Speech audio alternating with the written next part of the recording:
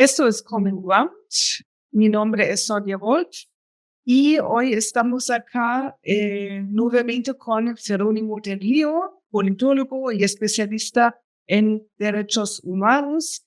Actualmente se desempeña como investigador en la Fundación para la Justicia, una organización de la sociedad civil en México que ha realizado una importante investigación sobre el incendio que se ha dado en la estación migratoria o centro de detención migratoria en Ciudad Juárez hace ya casi 2 años. Bienvenido, Jerónimo. Muchas gracias, Sonia. En otro episodio habíamos hablado de la militarización de la política migratoria. Hoy quería ver contigo un poco más el trabajo del Instituto Nacional de Migración, que es el brazo ejecutivo de la política migratoria de México. Habíamos comentado en el episodio anterior que la política migratoria de México se enfoca en la detención y la deportación. En lo que es la detención de las personas migrantes que no cuentan con autorización legal para estar en el país, existen los centros de detención migratoria en distintas partes de México. El 27 de marzo de 2023 se ha dado un incendio en uno de los centros de detención, el centro que se encuentra en Ciudad Juárez. Y en el episodio de hoy vamos a ver un poco el impacto que este suceso ha tenido en la vida de las víctimas y también cómo se ha desarrollado el proceso legal contra los responsables de este incendio. Jerónimo, ¿nos podrías comentar en un inicio qué es el Instituto Nacional de Migración? ¿Quién lidera este instituto y qué funciones está llevando a cabo este instituto? Mira, es una institución dependiente de la Secretaría de Gobernación, es decir, depende del Poder Ejecutivo en nuestro país. Está encabezada en la actualidad por el comisionado Francisco Garduño, quien llegó al cargo desde la administración del presidente Andrés Manuel López Obrador, pero que se ha mantenido ahora con la llegada de la presidenta Claudia Sheinbaum. Y aunque si bien su salida ya fue anunciada, no sabemos cuándo esto sucederá o si se mantendrá en el cargo. Es una institución que se encarga de atender a la población migrante que transita por nuestro país. Suele ser la institución que detiene a la población migrante que no cumple con las condiciones de regularidad migratoria. Y también suele operar estos espacios que se le denominan estancias o estaciones migratorias, que en realidad suelen ser centros de detención migratoria, algo muy parecido a cárceles. Básicamente es la institución que se encarga de operar la política migratoria en México. Hablemos un poco más de los centros de detención. Ya acabas de mencionar un poco cuando decías que se parece más a cárceles, ¿no? Que son instalaciones muy particulares. Para quienes no están tan familiarizados con la labor del Instituto Nacional de Migración, una característica que creo que también se debe mencionar es el lenguaje eufemístico, ¿no? Que se usa en la política migratoria y en el control migratorio. Y esto lo vemos también cuando las autoridades se refieren a las detenciones de las personas migrantes y a los centros de detención. Coméntanos un poco más cuáles son las características de estas instalaciones, cuáles son las condiciones de detención, cómo se les trata a los migrantes. Sí, pues mira, esto que mencionas sobre el uso de eufemismos, parte del Instituto Nacional de Migración, yo creo que es una de las cosas que los caracteriza en su mayoría.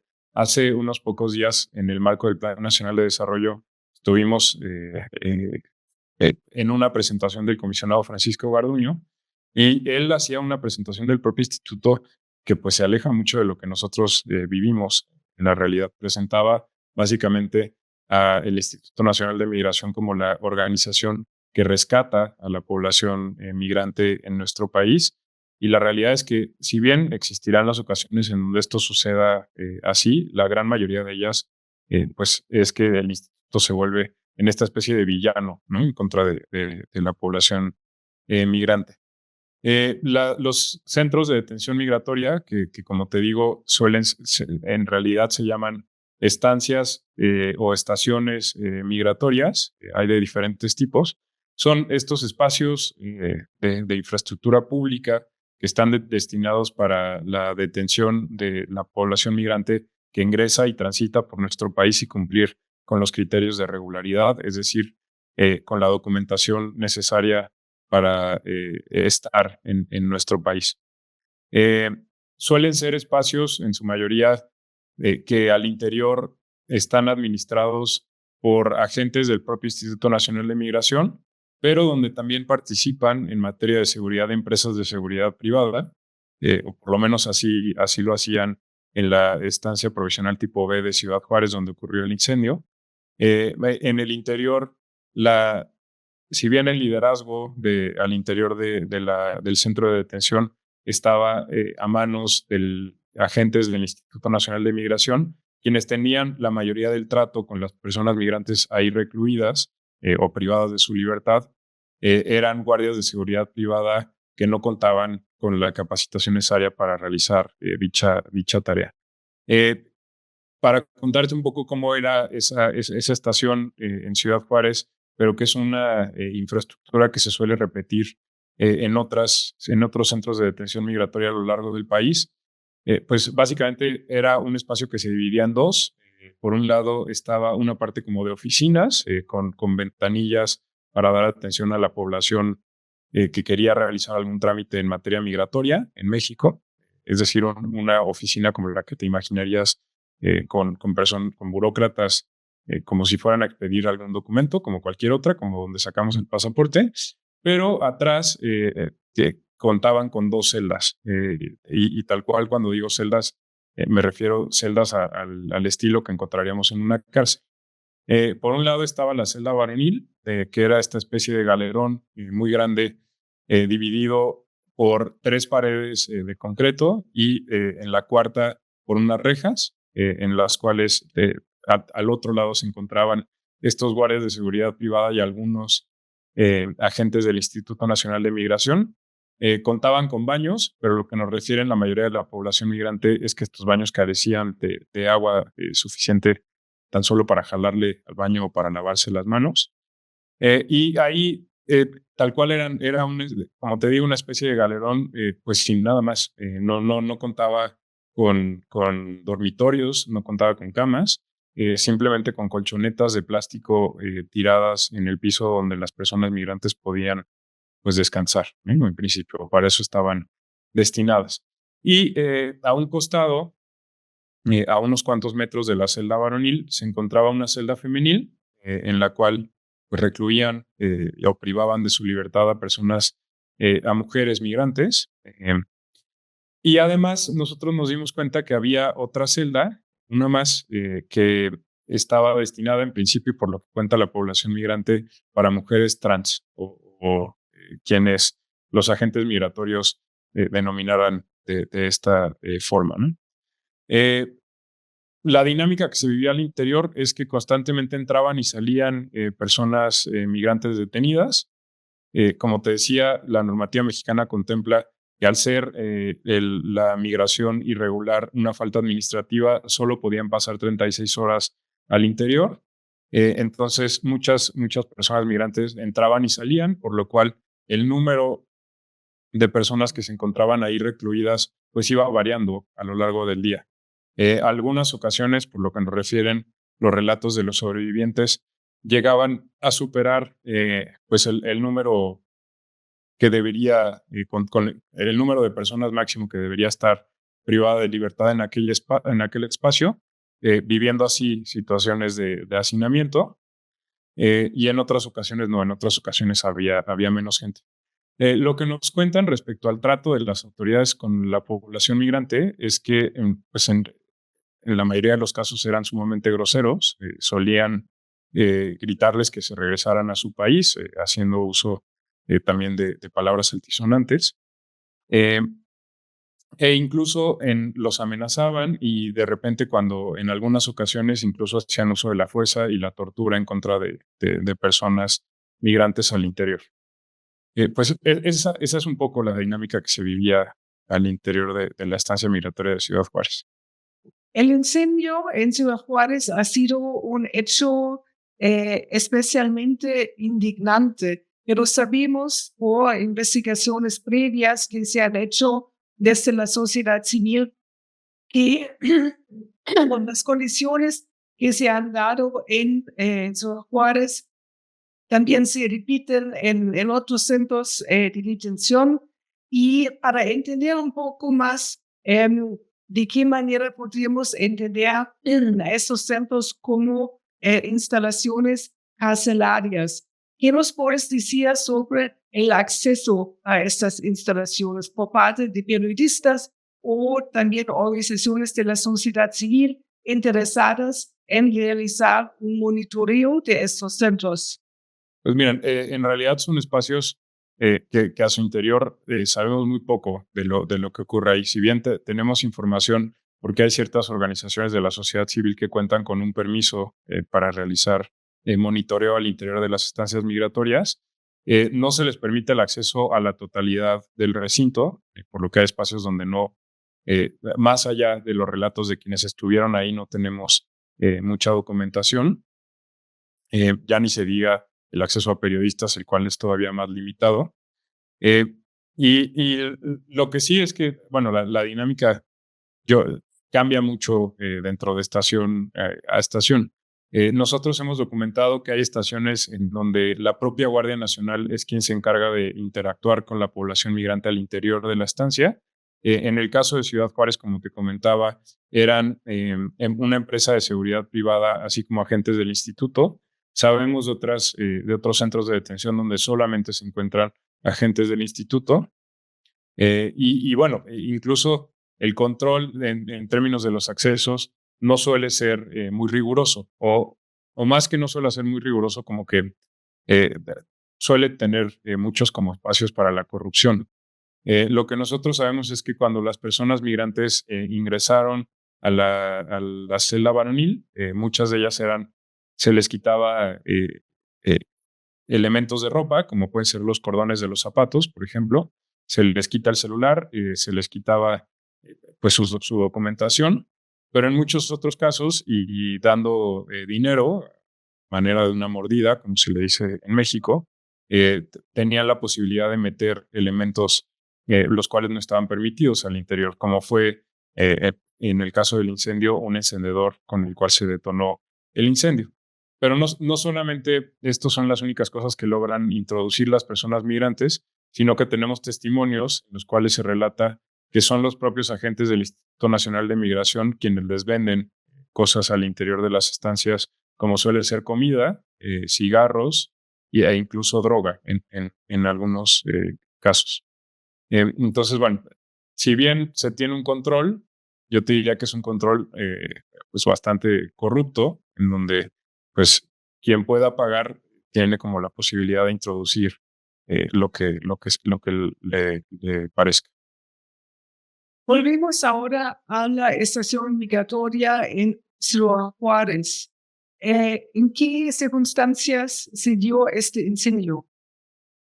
Pues mira, lo que nos platican las personas que sobrevivieron el incendio es que muchas de ellas llevaban varios días privadas de su libertad al interior de la estancia. En particular tenemos un caso documentado de un sobreviviente guatemalteco quien llevaba más de 3 días al interior de la estancia.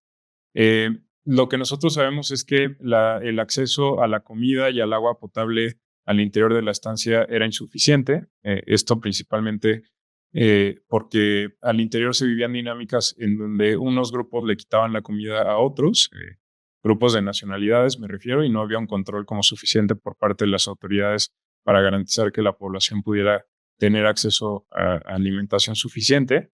Y también sabemos que momentos antes de que empezara el incendio, se empezó a correr el rumor de que las personas a su interior iban a ser deportadas.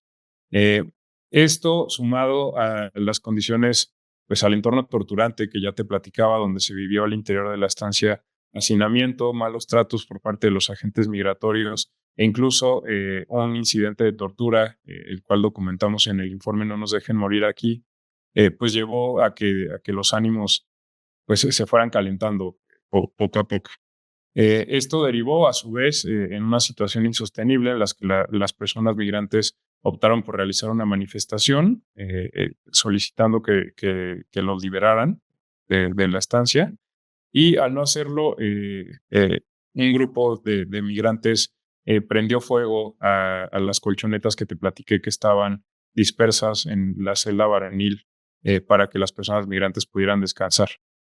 Una cosa importante a señalar es que estas colchonetas estaban hechas de un material sumamente flamable, el cual no cumplía con los requerimientos para estar en un espacio del tipo de una estancia migratoria. No puedes poner un colchonetas flamables y menos si sabes que al interior de una estancia pues, no tienes los controles suficientes para garantizar que no ingresen cualquier tipo de artefactos. Lo que sucedió después es que el humo se propagó al interior de la estancia. Las personas migrantes suplicaron a los agentes migratorios que les abrieran la celda. Y lo que nosotros sabemos es que la respuesta de los guardias de seguridad al reclamo específico de un migrante fue decirle que ya se chingaron, perdón la palabra, que no les iban a abrir y que ahí se iban a quedar. Ayúdanos a entender un poco más esta respuesta inmediata que brindaron los agentes y los guardias de seguridad que estaban presentes en el lugar. El Instituto Nacional de Inmigración debería contar con protocolos, con medidas de protección civil. ¿Qué es lo que los agentes deberían hacer en un caso como este, cuando se da un incendio en un centro de detención?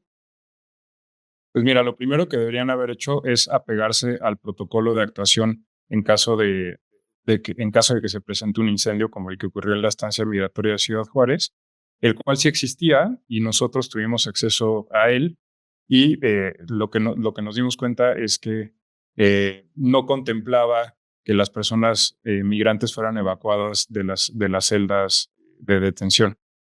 Tal cual, y siguiendo los pasos que contemplaba el protocolo de actuación, solamente contemplaba sacar a las personas que se encontraban en la unidad administrativa y a los agentes que laboraban en el interior de la estancia, pero omite mencionar cualquier atención que se le pueda dar a la población migrante. Esto pues es sumamente preocupante porque de por sí no tenían como un protocolo al cual apegarse que contemplara la evacuación de la población migrante que se encontraba recluida en aquel lugar. Adicionalmente, lo que deberían haber hecho y debería haber contado la estancia migratoria es con las medidas que exige Protección Civil para, para atender un caso como el del incendio en la estancia migratoria. Nosotros nos dimos cuenta a través de peritajes que el inmueble carecía de la señalítica necesaria para señalar espacios de evacuación, así como también no contaba con extintores que funcionaran de manera adecuada para la evacuación de la población migrante. Esto sumado a la incapacidad de los agentes migratorios y de los guardias de seguridad privada para atender a la población migrante, pues derivó en que no les abrieran la puerta, ¿no? En el incendio fallecieron decenas de personas, otras personas migrantes fueron heridas de manera grave, las personas se llevaron también un trauma. Después del incendio, ¿qué asistencia se les brindó a las víctimas, también a los familiares de las víctimas y de qué manera se investigaron estos hechos? Pues mira, lo primero que decidieron hacer las autoridades es dar la noticia al público de que había ocurrido un incendio en la estancia migratoria de Ciudad Juárez, y lo que decidieron hacer es decir quiénes eran las personas que habían desafortunadamente perdido la vida y aquellas que habían resultado heridas. Para hacer estos anuncios, pues lo que decidieron utilizar son los registros de entrada de la población migrante que se encontraba en aquel lugar, los cuales resultaron ser sumamente deficientes, porque las autoridades reportaron que personas que ya no se encontraban, que personas migrantes que ya no se encontraban privadas de su libertad al interior de la estancia habían fallecido cuando ni siquiera se encontraban en aquel lugar. Este es el caso, por ejemplo, de un migrante ecuatoriano que fue declarado como fallecido, aunque no se encontraba en la estancia en el momento del incendio. Por otro lado, debido a también los deficientes registros con los que contaban, declararon como fallecidas a personas que se encontraban recibiendo atención médica en los centros de salud de Ciudad Juárez. Esto, por ejemplo, y en palabras de la esposa de uno de los sobrevivientes, pues resultó sumamente traumático, porque escucharon en la televisión que su familiar había fallecido, empezaron el proceso de duelo y posteriormente se dieron cuenta que no había fallecido y que en realidad estaba eh, hospitalizado en Ciudad Juárez. Entonces, bueno, desde un inicio el anuncio de las autoridades pues fue sumamente deficiente. Declararon fallecida a personas que se encontraban con vida o declararon con vida a personas que se encontraban ya fallecidas. Lo que pasó inmediatamente después de que ocurrió el incendio es que a las personas, a los migrantes de la celda varonil, pues no se les abrió la celda, a diferencia de lo que ocurrió con las mujeres migrantes que se encontraban recluidas en la celda femenil, a quienes después de unos minutos, en un principio no se les abrió la celda y fueron evacuadas al estacionamiento de la estancia migratoria. Fue hasta que llegaron los bomberos quienes se percataron del fuego al ver el humo, que abrieron un boquete en un costado de la estancia migratoria para empezar a dispersar un poco el humo que se encontraba concentrado al interior de la celda varonil y posteriormente empezar a sacar pues, los cuerpos de las personas que habían fallecido o a las personas sobrevivientes que en su mayoría se encontraban inconscientes. Ahora, entre que se prendió fuego a la colchoneta y que llegaron los bomberos, pues lo que se vivió al interior de la estancia migratoria fue un infierno. Lo que relatan las personas sobrevivientes, entre otras cosas, es que muchas de ellas intentaron replegarse a la parte posterior de la estancia y a un costado donde se encontraban algunos baños. Algunos migrantes que lograron sobrevivir lo hicieron porque metieron su cabeza a los inodoros y sumergieron su cabeza al interior pues, de la poca agua que había en aquel espacio.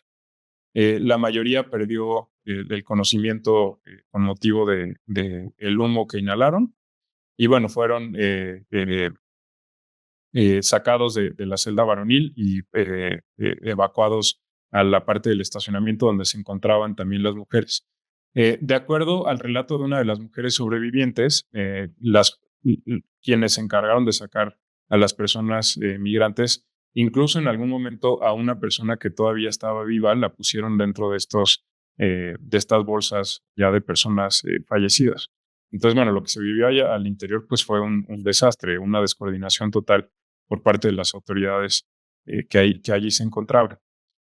Posteriormente, a muchos de los sobrevivientes se les dio atención médica al interior de hospitales en Ciudad Juárez, pero a quienes se encontraban en una situación más delicada de salud fueron trasladados a los institutos de alta especialidad de la Ciudad de México y recibieron atención médica acá. A quien, para los migrantes que lograron salir de la estancia migratoria a pie, sin dejar de notar que con una repercusión psicológica pues severa.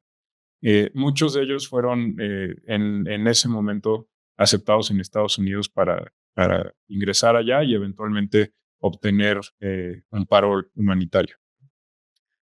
Entonces, bueno, este es como el panorama general, y a las personas que te comenté que fueron trasladadas a la Ciudad de México y que recibieron atenciones médicas porque su cuadro de salud era el más delicado, pues estuvieron recibiendo atención durante varios meses. Trajeron a los familiares más cercanos que tenían y estuvieron viviendo mucho tiempo en un hotel de la Ciudad de México. Y ahí es cuando tuvieron la primera interacción con las organizaciones de la sociedad civil que hoy en día les representamos. Muchas de las víctimas provenían de los países centroamericanos. Los gobiernos de estos países también han dado acompañamiento, han hecho ciertas exigencias para que se llevaran a cabo investigaciones. Pues mira, la respuesta de los gobiernos de los países de origen de las personas sobrevivientes y fallecidas ha sido muy desigual. Algunos gobiernos han tenido actuaciones que se apegan más a la búsqueda del acceso a la justicia de sus connacionales, y otros se han sumado a la lógica de impunidad que ha impulsado el Estado mexicano. En particular, me gustaría destacar dos situaciones, la experiencia de dos países en concreto.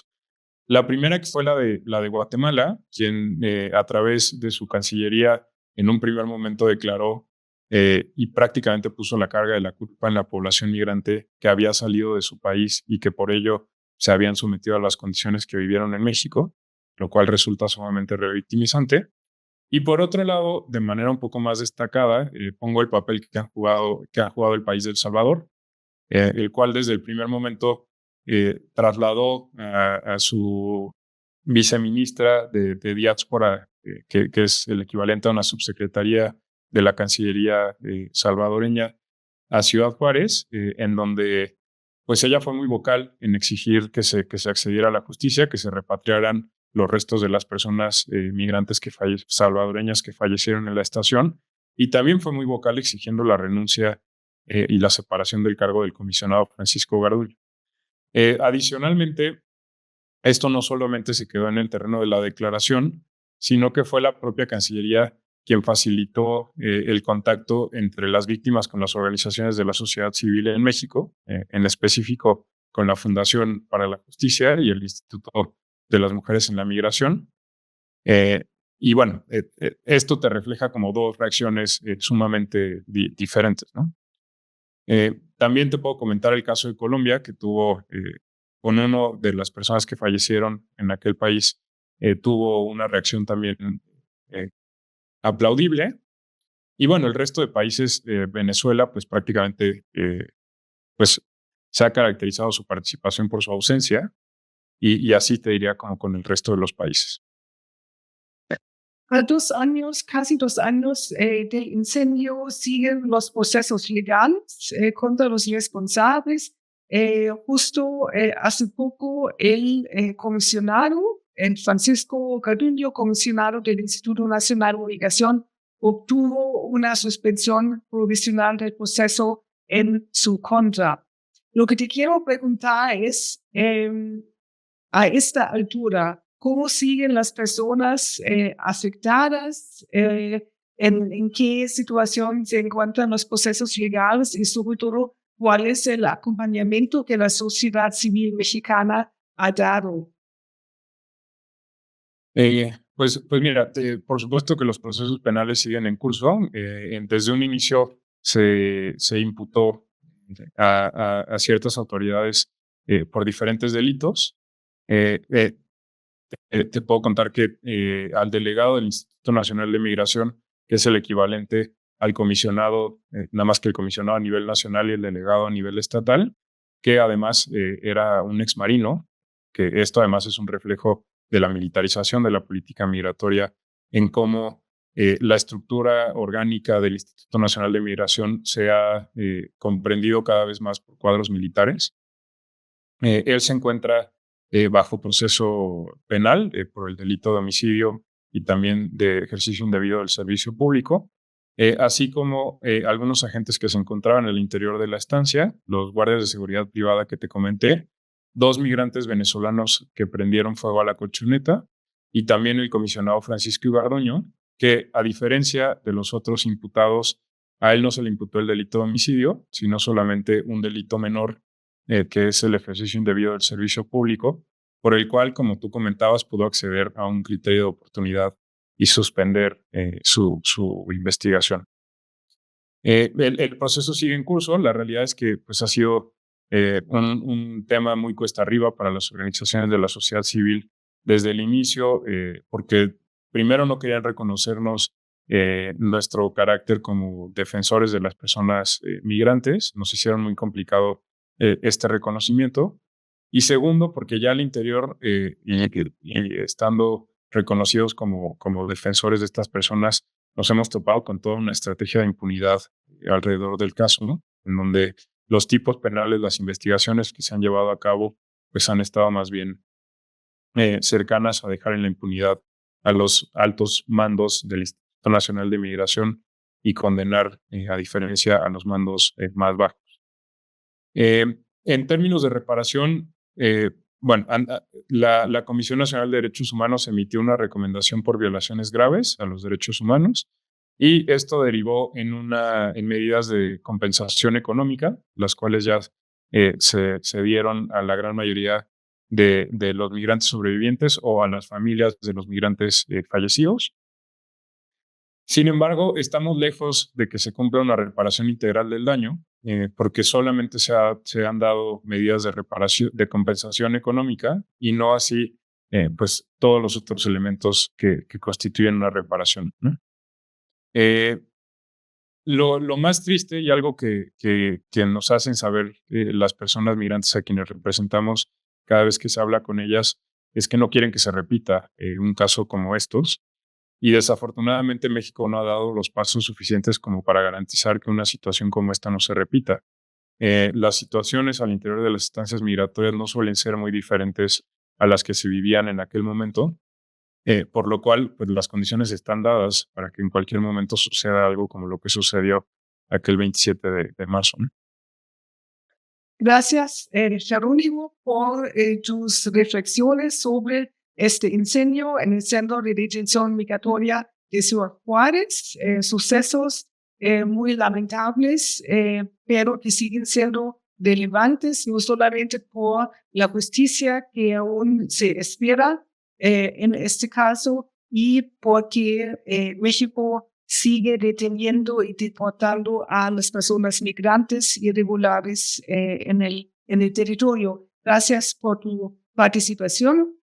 Esto fue Common Ground. Mi nombre es Sonia Wolf. Hasta la próxima.